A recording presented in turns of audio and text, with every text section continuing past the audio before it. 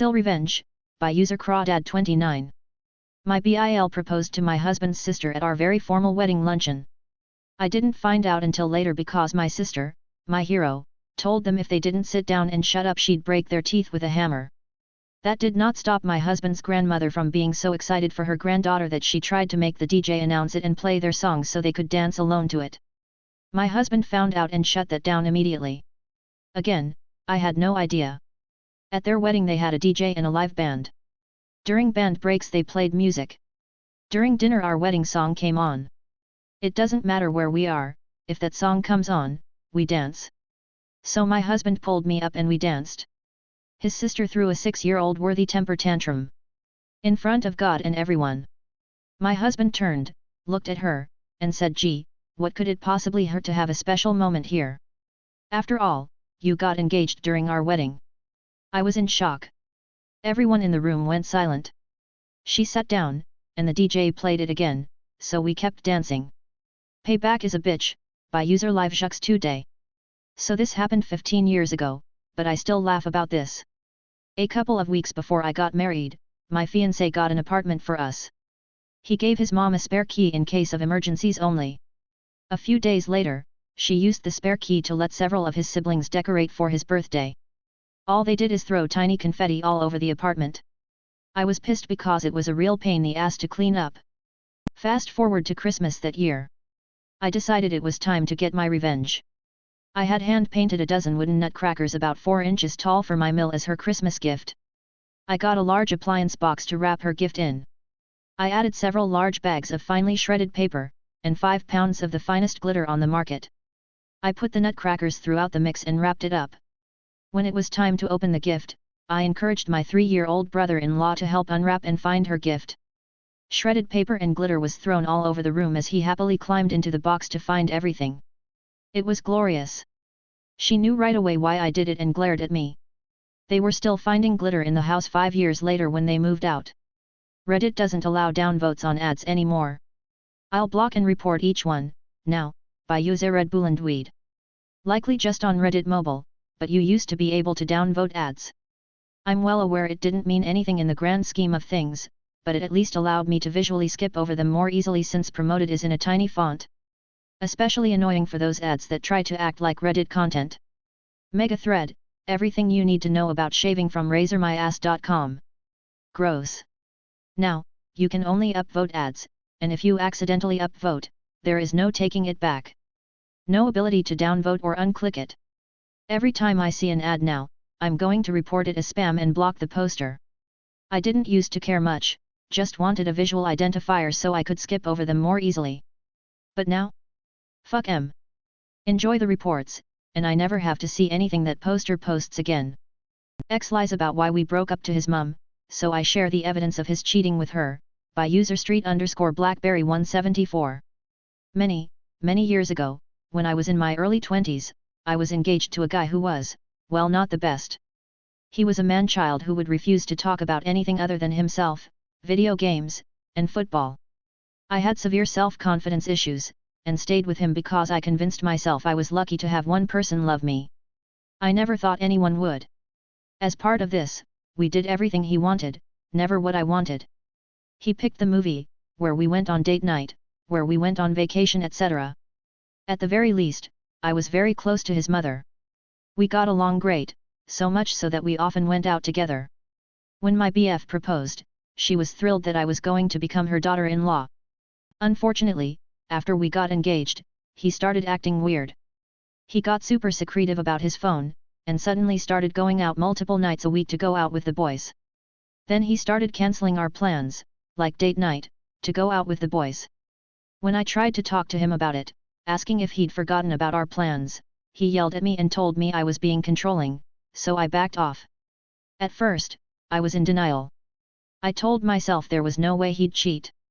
He had proposed, he wanted to spend the rest of his life with me. Why would somebody propose and then cheat?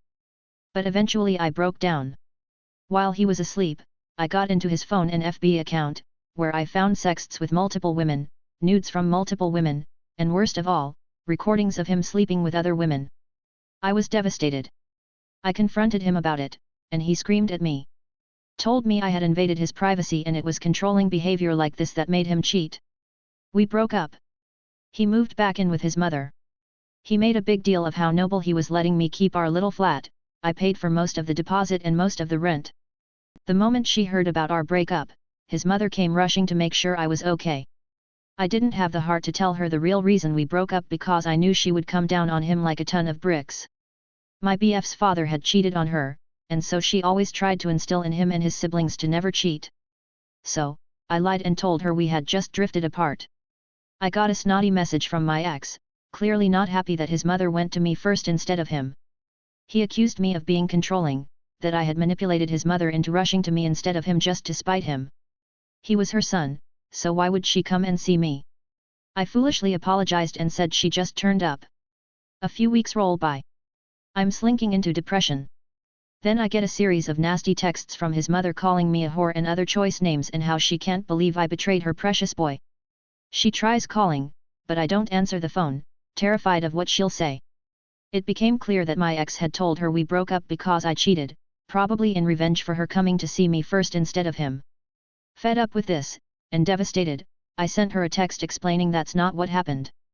She confirmed her son had told her I had cheated with multiple men. Why would her son lie? Why would I hurt him this way? Now her baby was scarred for life. My anxiety melted away, leaving only anger. I still had all the evidence of his cheating backed up on my laptop. I sent it all to his mother. Every text, every sext, every nude, every conversation with women confirming he had been out with them, and stayed the night at theirs etc. And every sex video he made. I did send the videos separately warning her of their explicit content, and censored the photos as best I could. A few hours went by. Then she tried to call. I was too scared to answer.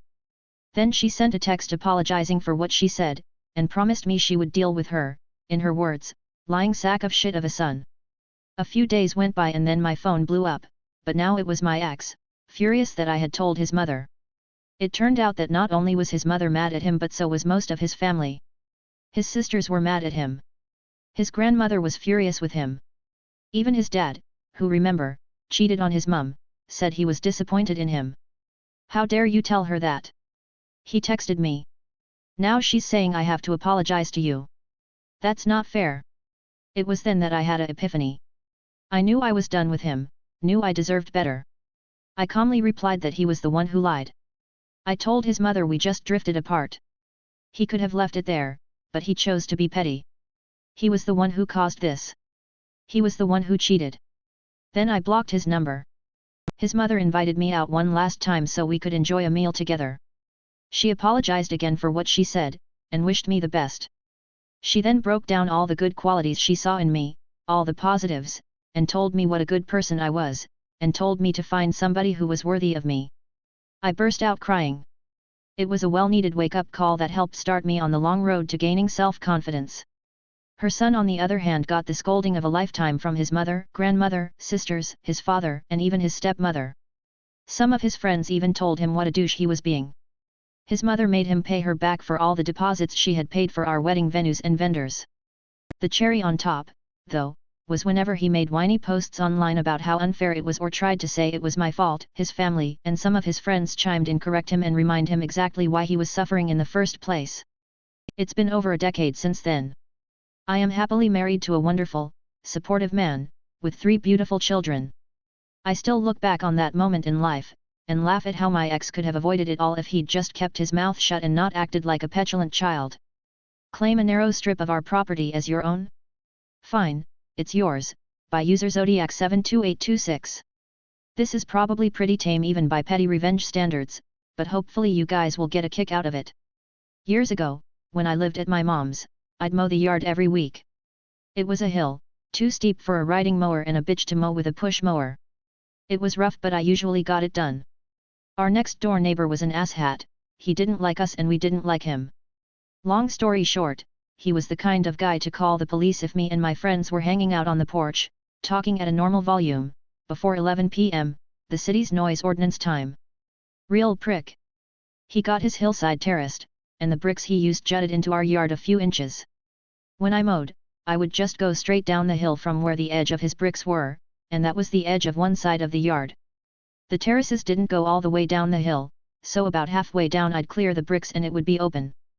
Well, apparently, one day he decided that the property line did matter, and he would flat out refuse to mow a strip adjacent to our yard. The 6 inches or so that the brick terraces covered made my edge line slightly off, but my reasoning was that if he considered it part of his yard when he got the landscaping done, it was part of his yard when he wanted to mow.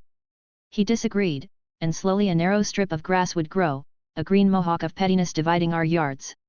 He was a meticulous gardener, often out on sunny days tending to his garden, keeping his grass in pristine green condition.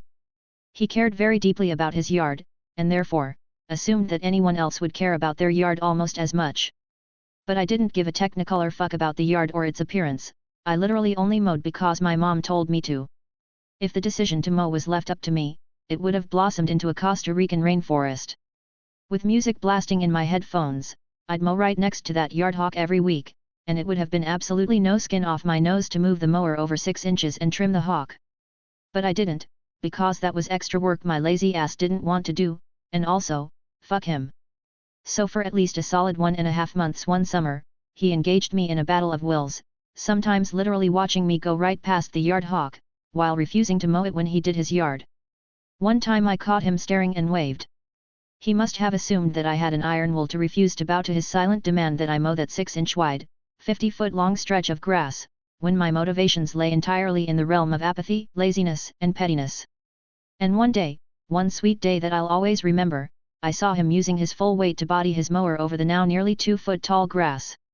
The yard hawk popped up a few more times, but it never got that tall again.